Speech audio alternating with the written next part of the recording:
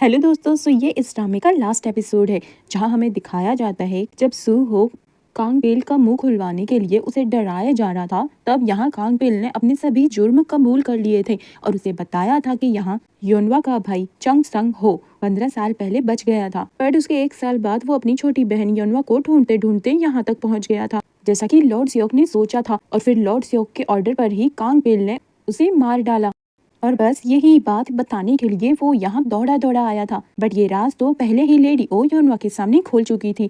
सो वो यहाँ बहुत ही ज्यादा टूट चुकी थी, जिसको सुहो बस दूर से खड़े होकर देख रहा था। और यहाँ योनवा को अपने ससुर जी पर बहुत ही ज्यादा गुस्सा आ रहा था, बट ये सब कुछ देख भी ससुर जी का दिल नहीं पिघलता और अपनी फैमिली को भिजवा देता है। यार ये तो अब भी नहीं सुधर रहे। जो सब देख यहाँ योनवा को बहुत ही ज्यादा गुस्सा आ रहा था उन पर। जहां अब सबके जाने के बाद लॉर्ड सियोक तो अपनी जीत का जश्न मनाते हुए किंग पर ही गुस्सा रहा था और उनको चढ़ाने लगा था कि क्या मिला आज इतना सब ड्रामा कर कर, तुम बस एक मामूली तमाशा दिखाने वाले बंदर हो और कुछ नहीं। जो सब सुन यहाँ किंग को तो बड़ी वाली मिर्ची लगती है, आखिर ऐसे कैसे वो किंग की बेइज्जती करे जा रहे हैं। और यहाँ रॉयल सेक्रेटरी भी उन्हें वार्न कर रहे थे कि वो अपनी हद में रहें। बट यहाँ लॉर्ड सियोक तो बहुत ही ज्यादा बेफिक्र हो चुके थे कि अब उनके पास कोई सबूत नहीं है। सो वो यहाँ अपने सभी राज उनसे बोलने लगे थे। मतलब तुम्हारे पिता को मैंने क्यों मरवाया था?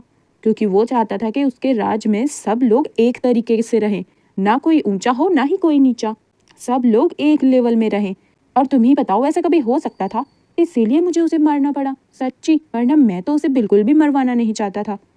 बट अब क्या करें, उस टाइम इनके पास रिकॉर्डर तो था नहीं, वरना ये सब कुछ रिकॉर्ड कर लेते। सो बस अपनी बेबसी और लॉर्ड सियोक की अच्छी खासी किस्मत पर रोना रोए जा रहे थे। अब घर पर युनवा की तो तबीयत खराब हो गई थी और उसे बार बार अपने भाई के ही ख्वाब आ रहे थे, जिनको याद कर वो बहुत ही ज्यादा डर जाती है। जहां अब योनसुन आकर उसे संभालती है और उसे बताती है कि सुहो अर्जेंटली उससे बात करना चाहता है, जिसके बाद अपने नकाबपोश अवतार में मिलने पहुंच जाती है। जिसको ऐसे देख यहाँ सुहो भी बहुत ही ज्यादा इमोशनल हो गया था और वो उसे बताता है कि वो यही बताने उसके पास आया कि उसे तो ये बात पहले ही पता चल चुकी थी, जो कि कांगपेल ने उसे बताई थी कि जब उसने तुम्हारे भाई को लॉर्ड सियोक के कहने पर मारा, तब लॉर्ड सियोक खुद वहीं हाजिर था और अपनी आंखों के सामने तुम्हारे भाई को मरते हुए देख रहा था। जो सब सुन यहाँ युनवा का तो दिमाग ही हिल जाता है, आखिर कोई इतना क्रूर कैसे हो सकता है। जहाँ अब घर पर भी मॉम को ये रॉयल कोर्ट में जो भी ड्रामा हुआ उस सबसे घबराहट होने लगी थी। और वहीं जुन भी उनसे पूछने आया था कि आखिरकार युनवा इतनी दुखी क्यों थी। तभी उसकी मॉम उसे बताती है कि युनवा हमेशा से अपने भाई का इंतजार कर रही थी, एक उसके आने की उम्मीद ही तो थी जिसके लिए वो जी रही थी, और वही इकलौता उसका फैमिली मेंबर था। जो सब सुन यहाँ जुन बहुत ही ज्यादा इमोशनल हो गया था और उसे यहाँ युनवा की बहुत ही ज्यादा फिक्र होने लगी थी। और यहाँ युनवा पीछे से कांगपेल तक पहुंच चुकी थी और उसके गले पर तलवार रखकर पूछ रही थी, क्या तुम लोगों के हाथ नहीं कांपे उसे मारते हुए? आखिर क्यों मार डाला तुमने उनको? कपिल बताता है कि वही तो था इकलौता 15 साल पहले का राज छुपाए हुए, सो उसका मरना तो बहुत जरूरी था। और वो डरते डरते यहाँ सभी गुनाह कबूल करते हुए लॉर्ड सियोक के अगेंस्ट गवाही देने को मान जाता है। जिसके बाद यहाँ युनवा के तो आंसू रुकने का नाम ही नहीं ले रहे थे। आखिरकार जिस भाई का वो इंतजार कर रही थी वो भाई उससे मिलने आया था और वही उसकी मौत की वजह बन गई। जो दुख उसे खाए जा रहा था और वो यहाँ ढोंगी अच्छे ससुर जी के सभी यादों को याद कर कर रोए जा रही थी कि जब जब उसने उन पर भरोसा किया, कैसे एक झटके में उन्होंने उसके भाई को मार कर उसकी पूरी दुनिया ही बदल दी।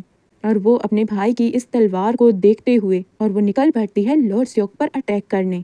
जहां लॉर्ड सियोक अपनी इस राजाशाही कुर्सी पर बैठकर अपने इस पोस्ट का मजा लेते हुए अपने घर को निकल रहा था और लेडी ओ की डेथ से बहुत ही ज्यादा खुश हो रहा था। और वहीं पीछे से युनवा उसके सभी मुलाजिमों पर अटैक कर देती है और सबको भगाकर यहाँ लॉर्ड सियोक के गर्दन पर तलवार रख देती है। जो सब कुछ बाहर से सुहो भी देख रहा था और वो उसे यहाँ बिल्कुल नहीं रोकता और उससे चंग संग हो के बारे में पूछ रही थी। जो सब सुन यहाँ लॉर्ड सियोक तो सस्पिशियस हो गया था कि आखिरकार तुम्हें चंग संग हो से क्या मतलब है। जो सब सुन यहाँ युनवा उसे अपना फेस रिवील करने वाली थी और बता देने वाली थी कि वो कौन है।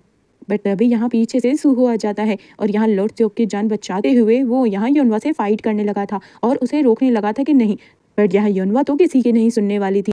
बट तभी पीछे से उसका क्राइम पार्टनर उसकी जान बचाए भाग लेता है। जो सब देख यहाँ युनवा बहुत ही ज्यादा इमोशनल हो जाती है और वो यहाँ अपनी तलवार सुहो की गर्दन पर रख देती है, जिसको ऐसे देख सुहो उफ तक नहीं करता और खुशी खुशी मरने को तैयार था।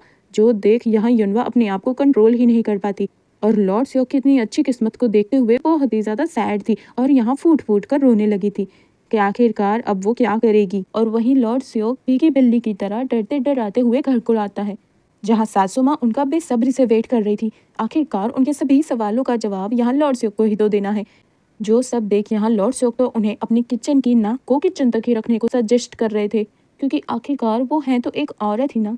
बस यही तो वो गलती कर देते हैं, जिनका ये रूप देख यहाँ सासू माँ शॉक थी। यार लॉर्ड स्योक ने तो कैसे गिरगिट की तरह रंग बदला। जहाँ अब ये लॉर्ड स्योक का क्राइम पार्टनर उनसे पूछ रहा था कि अब हम क्या करेंगे, तो यहाँ लॉर्ड स्योक तो एकदम रिलैक्स्ड होते हुए कहते हैं वो कुछ नहीं कर सकता हमारा। और यहाँ वो किंग को हटाकर उन्हीं की ब्लड लाइन का कोई और 6 साल का बच्चा को उठाकर किंग बनाने की फिराक में थे, जैसे उन्होंने लास्ट टाइम किंग के फादर के साथ किया था।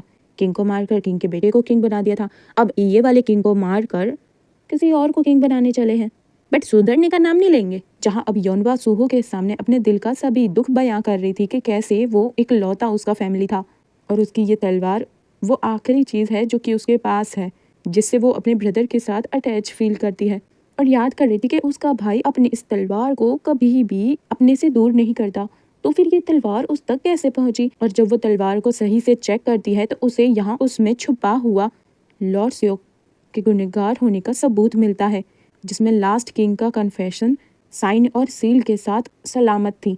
जो सब देख वो यहाँ बहुत ही ज़्यादा इमोशनल हो चुकी थी, बट अब लॉर्ड स्योक को सज़ा दिलाने में ये बहुत बड़ा काम करने वाला है, तो वो यहाँ खुश होते हुए सूहो को भी वो चीज़ दिखाती है। जो देख यहाँ सूहो शॉक था, आखिरकार जो सबूत वो बाहर ढूंढ रहे थे वो सबूत तो उनके पास ही था। जहाँ अब नेक्स्ट डे हमें दिखाते हैं कि सूहो यहाँ नकाबपोश बनकर कांगपेल को मार देता है।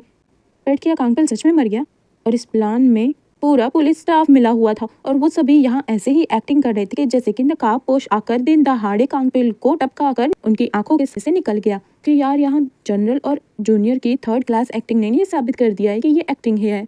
और वहीं दूसरी तरफ यहाँ जुन अपने फादर को कन्फ्रंट कर रहा था कि आखिरकार कल जो कुछ भी रॉयल कोर्ट में हुआ उसमें कितनी सच्चाई है। जो सब सुन यहाँ लॉर्ड स्योक की तो लुटिया डूबने लगी थी, आखिरकार उसका बेटा उन्हीं पर शक कर रहा है। और यहाँ जुन उनसे कहता है कि क्या आप जानते थे ना कि उसमें जहर था, फिर भी आपने मुझे पीने से रोका नहीं। तो यहाँ लॉर्ड स्योक कहता है अरे बेटा मेरे को कैसे पता होगा, तुम कुछ भी बोलते हो। वो लेडी ओ ना एक नंबर की झूठी और मक्कार औरत थी, ऐसी औरतों के साथ ना यही होना चाहिए था। बट यहाँ जुन को तो उनकी बातों पे बिलीव ही नहीं हो रहा था और वो यहाँ उनसे कहता है कि अच्छा होगा जो भी आपने कहा है वो सच हो। जो सब कुछ यहाँ लॉर्ड स्योक को टेंशन दे रहा था, बट अभी उससे भी ज्यादा उसे कांगपेल की टेंशन हो रही थी, सो वो यहाँ उसे देखने पुलिस स्टेशन पहुंच चुका था। बट यहाँ जनरल भी उनसे वही कहते हैं जो कि आज सुबह हुआ था। जो सब सुन यहाँ लॉर्ड स्योक बहुत ही ज्यादा शॉक थे, बट अंदर से खुश हो रहे थे कि चलो जाने अनजाने में ही सही नकाबपोश ने मेरा काम आसान कर दिया, अब तो कोई नहीं है जो कि मेरा भांडा फोड़ सके। और ये सब कुछ कहते कहते ना यहाँ जनरल के तो बस सीने छूटने लगे थे। अच्छा है लॉर्ड स्योक ने उस पर ध्यान नहीं दिया। और वहीं दूसरी तरफ हमारी योनवा दबा के अपना खाना ठूसे जा रही थी, जिसको ऐसे देख यहाँ लेडी जांग भी शॉक थी और वो उसे कहती है कि क्या तुम एक हफ्ते का खाना एक साथ ही खा जाओगी। तो यहाँ योनवा उनसे कहती है क्योंकि मैं जो करने वाली हूँ ना और उसके लिए बहुत ही ज्यादा ताकत भी चाहिए। जहाँ अब नेक्स्ट हमें दिखाते हैं कि योनवा रॉयल सेक्रेटरी युन की वही सीक्रेट वाली बेस पर पहुंच चुकी थी और उसके सामने यहाँ खुद किंग खड़े थे। जहाँ वो किंग को कन्फ्रंट करती है कि अब आप आगे क्या करने वाले हैं, आपके तो सभी पत्ते लॉर्ड स्योक के सामने खुल चुके हैं। जहाँ अब किंग ने भी हार मान ली थी, सो वो यहाँ उससे कहते हैं कि मैं एक बेबस किंग हूँ, मुझसे जितना होगा मैं लॉर्ड स्योक के सामने अपने राज्य को सपोर्ट करूंगा, बट अब मुझ में भी लॉर्ड स्योक को सजा दिलाने की कोई होप नहीं बची। तो यहाँ योनवा उनसे प्रॉमिस लेती है और हमेशा अपने इस राज्य के लोगों की भलाई का काम करेंगे, जिसके लिए किंग यहाँ खुशी खुशी हाँ कह देते हैं और उससे सॉरी करते हैं। जिसके बाद यहाँ योनवा अपने भाई की उस तलवार को देखती है और उसे बाहर निकालकर किंग को कहती है कि ये मेरे ब्रदर की स्वॉर्ड है, कि ये शायद उनकी तरफ से मेरे लिए तोहफा है, बट ये एक तोहफे के साथ साथ बहुत ही ज़रूरी हिस्सा है। और तभी यहाँ वो सबूत किंग को भी दिखाती है, जिसको देख यहाँ बहुत ही ज़्यादा इमोशनल हो जाते हैं। आखिरकार ये वो लेटर था जो कि किंग ने लिखा था अपने मरने से पहले और इसी को बचाते हुए चंग संग हो की डेथ हो गई, जिसमें उन्होंने बताया था कि मुझे पता है मैं जो भलाई का काम कर रहा हूँ ये कुछ लोगों को बिल्कुल भी पसंद नहीं आएगा और आज की रात शायद मेरी आखिरी रात होगी और मैं जानता हूँ कि वो कुछ लोग कौन है और वो कुछ लोगों में लॉर्ड स्योक का नाम सबसे पहले आता है। जिसके बाद यहाँ किंग अपने फादर को याद करते हुए उनकी आंखों में आंसू आ जाते हैं, बट ये एक स्ट्रॉन्ग एविडेंस है और इसको कोई नहीं झुकला सकता और इसके सामने उन्हें किसी भी सबूत की जरूरत नहीं पड़ेगी। जो सब सोच सोच के वो यहाँ खुश होने लगे थे। और वहीं पीछे से जनरल यहाँ अपना रोना रो रहे थे कि यार आप दोनों भाइयों के चक्कर में मुझे क्या क्या नहीं करना पड़ता, पता है अगर लॉर्ड स्योक को पता चला ना कि हम सबका ये प्लान है और मैंने झूठ बोला है, वो तो मुझे जिंदा ही खा जाएगा। और यहाँ वो बहुत ही ज़्यादा टेंशन में थे, जिसको देख यहाँ रॉयल सेक्रेटरी यून पूछते हैं कि आखिरकार आपको किस बात का डर है। तो यहाँ जनरल कहते हैं कि मेरे 6 बच्चे हैं और वो भी आधे पागल, जिसमें से बड़ी वाली है ये क्यों, पता नहीं मैं उसकी शादी कैसे करवा पाऊंगा।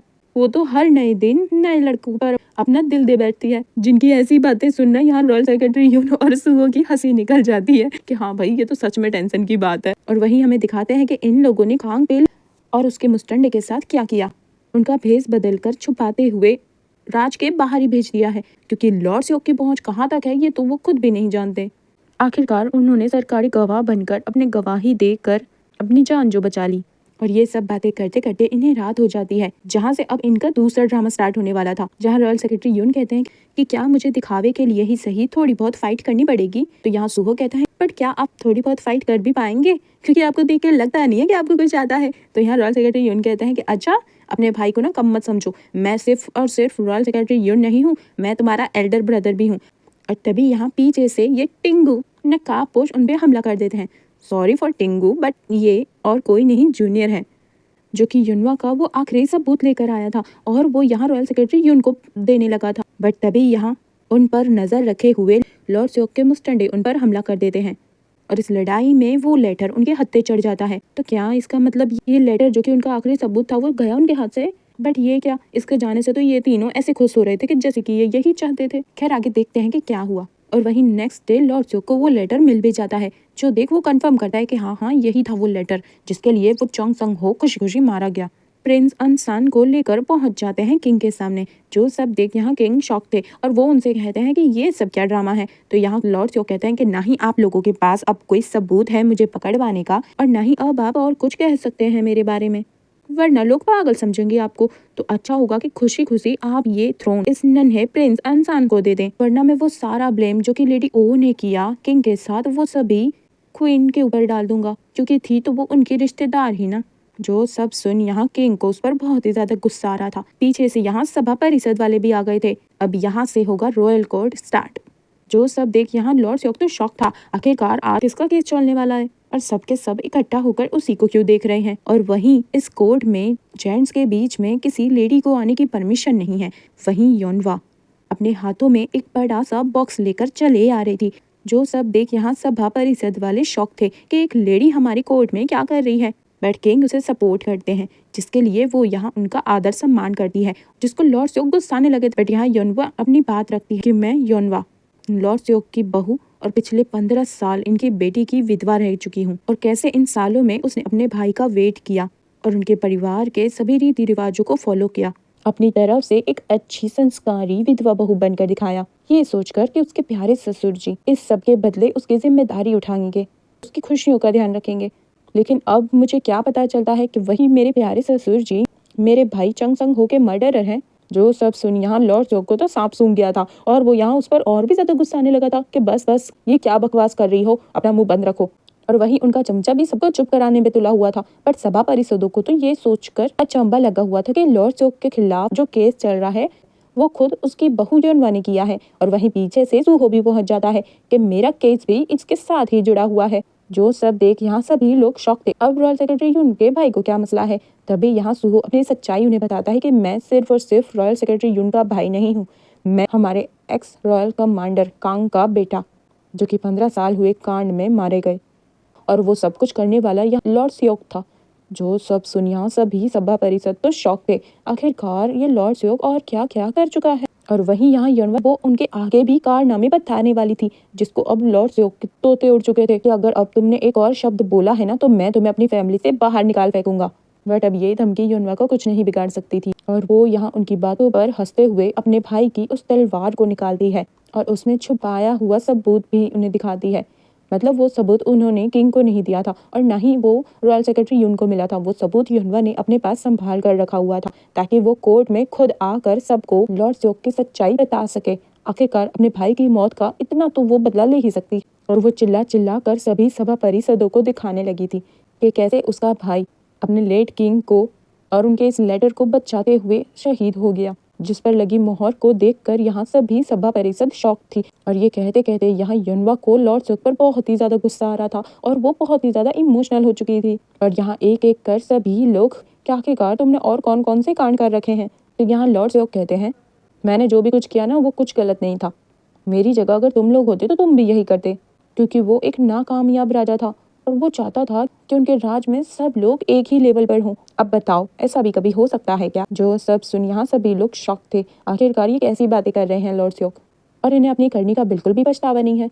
जिस सबको देख यहाँ युनवा बहुत ही ज्यादा शौक थी कि ये आखिरकार अब कब रुकेंगे, और वो यहाँ हंसते हुए अपना वो नकाबपोश वाला मुखौटा पहन लेती है, जिसको देख यहाँ भाई साहब लॉर्ड स्योक के तो पसीने नहीं प्राण पखेरु उड़ गए थे। और यहाँ युनवा अपने भाई की उस तलवार को उसे निकालते हुए लॉर्ड स्योक के और भी पास आने लगी थी।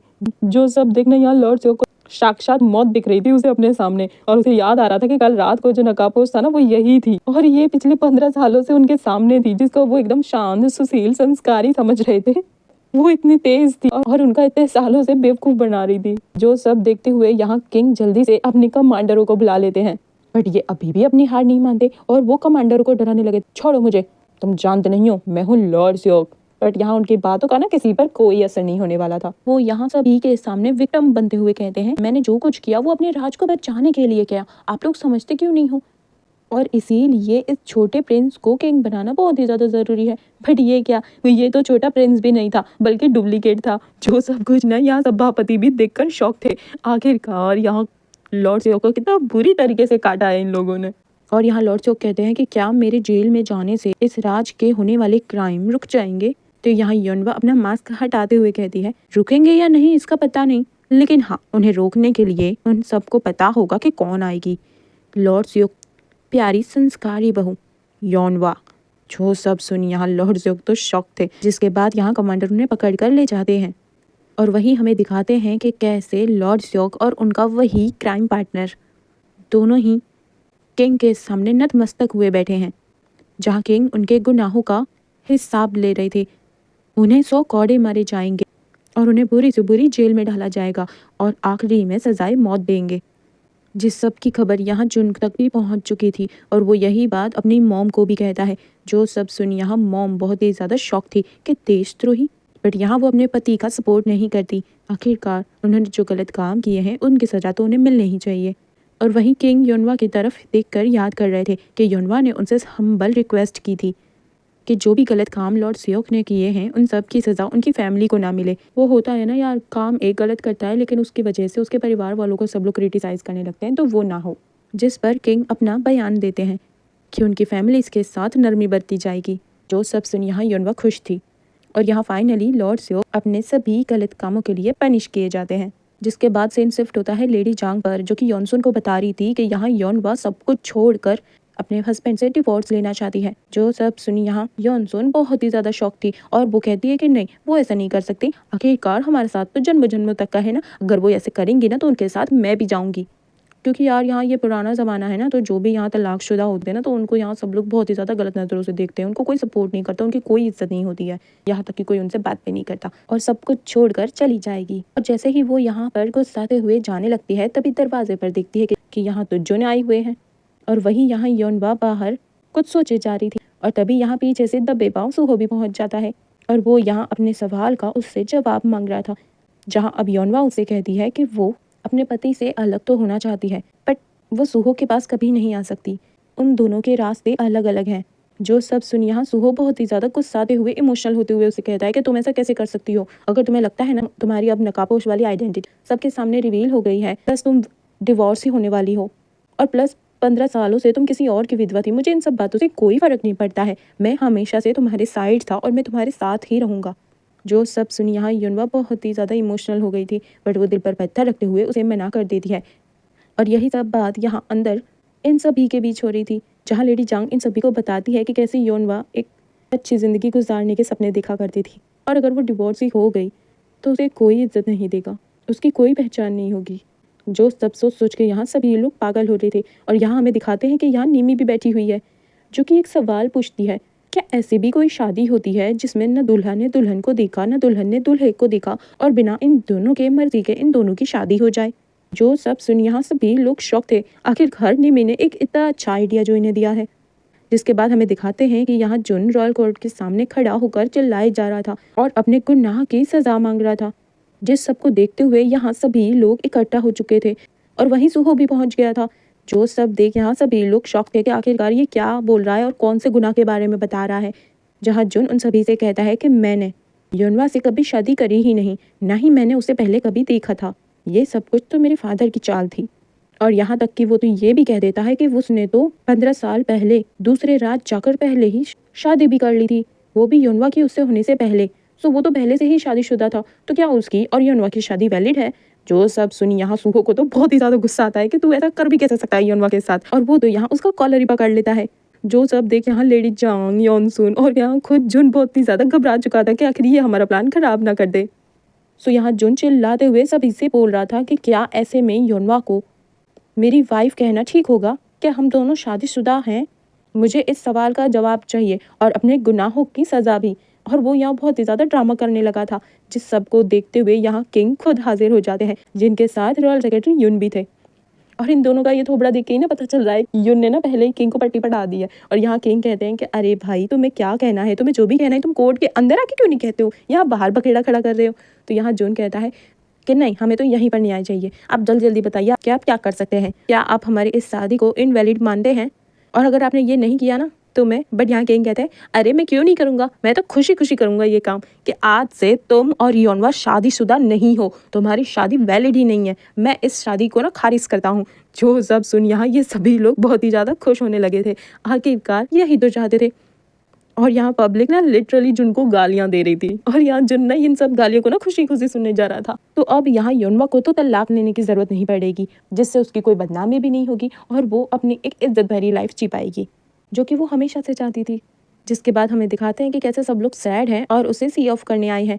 जहाँ अब युनवा इस राज्य में नहीं रहना चाहती थी, सो वो यहाँ अपना बोरिया बिस्तरा लेकर निकल पड़ती है दूसरे राज्य जाने को और अपनी एक नई पहचान बनाने को।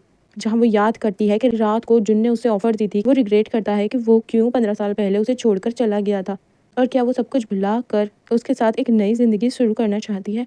बट यहाँ युनवा ने उसे मना कर दिया था कि ये घर, ये जगह उसे याद दिलाती है कि उसकी वजह से उसके ब्रदर को लॉर्ड सेओग ने मरवा दिया। और यहाँ उसे घुटन सी होती है और जैसे ही बाहर आती है तो यहाँ उसकी सासू माँ उसका वेट कर रही थी और आज तक उस पर इतनी सख्ती बरतने के लिए उससे माफ़ी मांग रही थी और उसे कह रही थी उसकी बहू बनकर ना सही तो उसकी बेटी बनकर ही रहे। बट यहाँ युनवा उन्हें मना कर देती है कि अब वो और उन्हें परेशान नहीं करना चाहती, पर वो हमेशा ही उन्हें अपनी मॉम ही मानेगी और हर जगह जाके यही बताएगी कि वो अपनी सासू माँ की बेटी है। और ये सब कुछ कहते कहते वो यहाँ बहुत ही ज़्यादा इमोशनल हो गई थी और उसको देखते हुए यहाँ सासू माँ भी बहुत ही ज़्यादा इमोशनल हो गई थी। जहाँ सासू माँ उसे कहती है कि उसे जब भी उनकी याद आए तो इस घर के दरवाजे उसके लिए हमेशा हमेशा ही खुले हैं। और ये सभी प्यारी यादों को याद करते हुए वो खुशी खुशी इस राज्य से चली जाती है, जिसको रोकने के लिए यहाँ ढूंढते ढूंढते सुहो भी पहुंच गया था, बट वो थोड़ा लेट हो चुका था। सो यहाँ उसे योनवा कहीं नहीं मिलती और वो लास्ट टाइम उससे बात भी नहीं कर पाता। जहाँ वो याद करता है कि योनवा ने उससे लास्ट टाइम क्या कहा था कि वो आज तक किसी की बहन, किसी की पत्नी, किसी की बहू बनकर ही अपनी ज़िंदगी जी है, लेकिन अब वो खुद की ज़िंदगी, खुद का नाम खुद से बनाना चाहती है, अपनी खुशी वो खुद में ही ढूंढना चाहती है। वो जानना चाहती है कि उसकी खुशी किस में है और वो अपनी ज़िंदगी में क्या करना चाहती है, जिसके लिए उसका इन सभी को छोड़ कर जाना बहुत ही ज़्यादा ज़रूरी है। और यहाँ वो सुहो को एक बेटर फ्यूचर के लिए विश भी करती है। जो सब कुछ याद कर यहाँ सुहो बहुत ही ज़्यादा इमोशनल हो चुका था, बट इस प्यारी सी याद को याद करते हुए उसके चेहरे पर एक स्माइल भी थी। जहाँ अब शायद 1 साल हो चुका है और इस राज्य में कहीं पर भी कोई भी क्राइम नहीं है। सब लोग यहाँ उस नकाब पोस्ट से बहुत ही ज़्यादा डरते हैं और ये सब बातें कर नीमी और हेल्पर बहुत ही ज़्यादा खुश हो रहे थे। और वहीं योनसुन ने अपना काम बहुत ही ज़्यादा अच्छे से सीख लिया है और लेडी जांग ने उसे अपना फाइनेंस मैनेजर बना दिया है, जो कि हर महीने उन्हें 5 गुना तक प्रॉफिट करवाती है। जो सब देख यहाँ सभी लोग बहुत ही ज़्यादा खुश हो रहे थे। और वहीं पीछे से एक लेडी मुलाजिम आकर उन्हें बताती है कि रॉयल सेक्रेटरी यून आए हैं और वो यहाँ हमारी फाइनेंस मैनेजर से मिलना चाहते हैं। जो सब देख यहाँ योनसुन तो शर्माने लगी थी। और यहाँ लेडी जांग कहते हैं कि वैसे मुझे तो यहाँ सुहो की आदत पड़ चुकी थी, बट युनवा के जाने के बाद तो वो तो जैसे यहाँ म्योंगडो इनका रास्ता भूल ही चुका है, बट उसकी कमी अब रॉयल सेक्रेटरी युन ने पूरी कर दी है। जो सब सुन यहाँ योनसुन और भी ज़्यादा ब्लश करने लगी थी। जिसके बाद हमें दिखाते हैं कि रॉयल सेक्रेटरी युन और योनसुन एक दूसरे से बातें करते हुए जा रहे थे। वैसे अब तक युन ने उसे प्रपोज क्यों नहीं किया। और वो यहाँ योनसुन से पूछ रहे थे कि आखिरकार वो अपनी लाइफ में क्या करना चाहती है, जहाँ योनसुन उन्हें बताती है कि वो अपने पैसों से अपना खुद का बड़ा सा घर लेना चाहती है, बट उसे कहीं भी अपने पसंद का घर मिल ही नहीं रहा है। जो सब सुन यहाँ रॉयल सेक्रेटरी युन कहते हैं कि मेरे पास एक घर है जो कि तुम्हें बहुत पसंद आएगा। जो सब सुन यहाँ योनसुन बहुत ही ज़्यादा खुश होने लगी थी। और ये देखो, रॉयल सेक्रेटरी युन तो उसे यहाँ अपने घर ही लेकर आए थे और उसे बता रहे थे कि ये घर तुम्हें कैसा लगता है, तुम चाहो तो ये फ्री ऑफ कॉस्ट तुम्हारा हो सकता है। वाह भाई वाह। और ये सब सुन यहाँ योनसुन बहुत ही ज़्यादा ब्लश करने लगी थी और वो यहाँ उनके पीछे पीछे चलने लगती है। मतलब इनका तो कपल बन चुका है। और वहीं दूसरी तरफ जनरल मिनिस्टर बन चुके हैं, वो यहाँ अपनी बेटी ये क्यों से परेशान हो चुके हैं क्योंकि अब तो जूनियर भी कमांडर बन चुका है। तो वो यहाँ इन दोनों की शादी करवा देना चाहते हैं, पर यहाँ ये क्यों तो जूनियर से शादी करने को मना कर देती है, जिससे यहाँ जूनियर को तो हार्ट अटैक आ चुका था कि भाई तू मुझे पसंद नहीं करती है क्या, ऐसा क्यों बोल रही है। तो यहाँ ये क्यों कहती है कि मुझे थोड़ा और रोमांस करना है, और ये कहकर ना वो निकल लेती है। जो सब देख यहाँ इन दोनों को तो बड़ा वाला झटका लगता है कि अब इसे और कौन सा रोमांस करना है। और वहीं पीछे से सुहू की भी एंट्री हो जाती है, जो कि अब हायर कमांडर बन चुका है। और तभी पीछे से उसे एक और कारनामे की खबर मिलती है। जो सब सुन यहाँ वो यहाँ से दौड़ता हुआ निकलता है। जो सब देख यहाँ ये जनरल कम मिनिस्टर शॉक थे। आखिरकार अब कौन क्राइम करने लगा। और वहीं हमारा जुन ये अभी तक नहीं सुधरा है और अपने सामान को बेचने के लिए लड़कियों के सामने बड़ी बड़ी फेंकने लगा है। और यहाँ सभी को बिना योनवा का नाम लिए उसके नकाबपोश वाली स्टोरी सुनाता है। और यहाँ वो उस नकाबपोश हीरो को नाम देता है नाइट फ्लावर, जो कि सिर्फ रात को ही खिलता है। वहीं रात होते हुए हम देखते हैं कि एक लड़की अपनी जान बचाकर भाग रही है और 3 मुस्टंडे आकर उसे परेशान कर रहे हैं और उसे पकड़कर ले जाने की कोशिश कर रहे हैं, जिससे पीछे से हमारी ये यनवा आकर रोकती है।